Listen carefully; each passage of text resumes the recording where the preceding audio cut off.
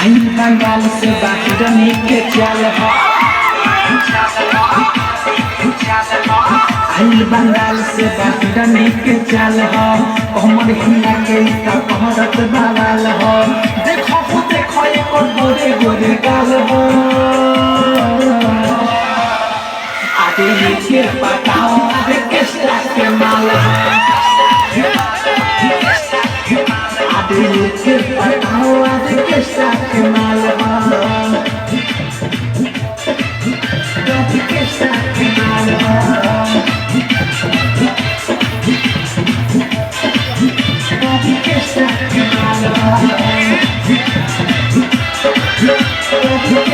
के माल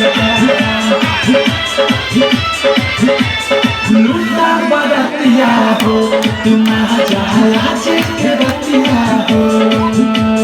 देखो मन अपन देखा घूम के छोली के पतिया हो लूटा बरतिया हो तुम्हारा जहाज के रतिया हो देखो मन अपन देखा घूम के छोली के पतिया हो बाते गजब कोलाई बाजब के चीज हाथ भीतरी घुसा के सजाए के गीज ढोढ़िए खड़ा देखो दूर खाल हो आगे ये बताओ आगे किसका के माल हो आगे ये बताओ आगे किसका के माल हो किसका के माल हो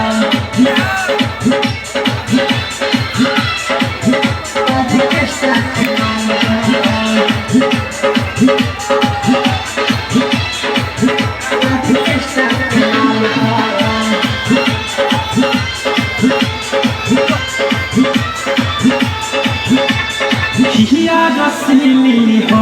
ये सब के जलती न मिली हो डीजे पर कमर हिलावे ये कलर पतीली हो सुना हिया रसीली हो ये सब के जलती न मिली हो डीजे पर कमर हिलावे ये कलर पतीली हो चुमा चाटिए कंची खसाला भूले जाइबा पुरन के आई नया देख के फरमा के सभी बेहाले हो आगे के बताओ आगे किसका के माल हो आगे के बताओ आगे किसका के माल हो किसका के माल हो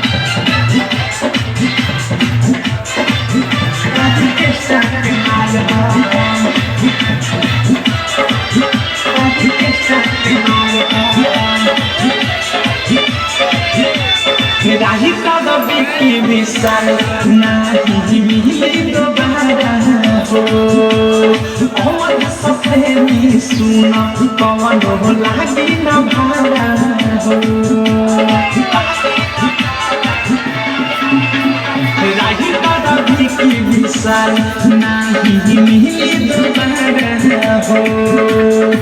और सफेदी सुना कौन हो लागी न भारा हो देखो अंदाज़ बिकी लगाओ तालो आगे पीछे ले जाके पड़नो छो ओए सोना देश चंदे लगे तेरी पाल हो आगे ये बताओ आगे किसका के माल हो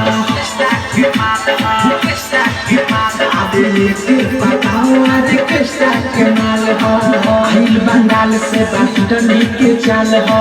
कमर हिला के कहरत बवाल हो देखो देखो एक गोरे गोरे गाल हो आगे ये बताओ आगे किसका के माल हो